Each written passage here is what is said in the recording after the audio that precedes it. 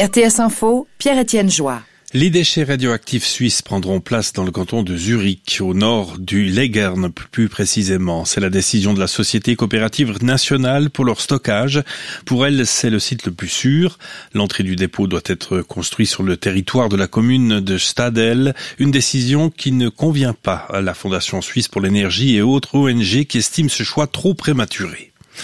L'Union suisse des arts et métiers présente ses propositions pour juguler la crise de l'électricité. Parmi elles, il y a notamment la levée des obstacles administratifs. L'USAM veut par exemple faciliter les procédures pour construire de petites installations de toutes les technologies durables. Elle exige également que les grands projets d'énergie hydraulique et éolienne annoncés ne puissent plus faire l'objet d'une procédure d'opposition jusqu'à ce que les objectifs de développement de la stratégie énergétique soient atteints. Et puis le groupe énergétique Axpo décide d'organiser en 2 divisions distinctes les activités liées à l'énergie solaire et à l'éolien. L'entreprise souhaite souligner l'importance de cette branche et envoyer un signal clair, un signal en faveur de leur nouvelle stratégie du renouvelable. Les jeunes devraient pouvoir voter dès 16 ans, c'est l'avis de la commission des institutions politiques du Conseil national. Elle a mis en consultation un projet jusqu'au 16 décembre, un projet qui prévoit uniquement d'abaisser l'âge de la majorité civique. Par contre, l'âge pour se faire élire à une fonction publique resterait fixé à 18 ans. Le texte encore doit être accepté par les 2 chambres et ensuite il serait soumis au peuple et au canton puisqu'il s'agirait d'une modification de la Constitution.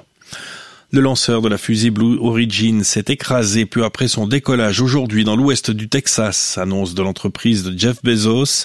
Elle précise que la capsule a pu se séparer du reste de la fusée. Il n'y a pas eu de blessés, a précisé Blue Origin. Un nouvel incendie de forêt en Gironde, dans le sud-ouest de la France. Il est en cours depuis cet après-midi. Il a parcouru entre 320 et 350 hectares de végétation et contraint à l'évacuation la commune de Somos.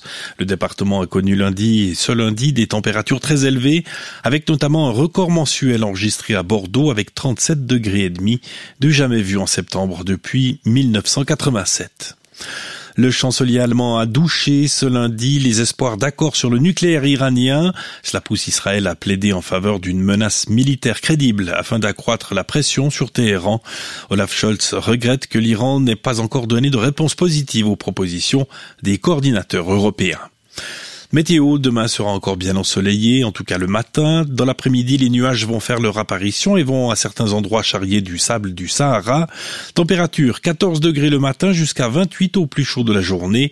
Mercredi, 24 degrés maximum avec un temps changeant, entre soleil, nuages et de nouvelles éclaircies, des averses et des orages probables en fin d'après-midi et en soirée.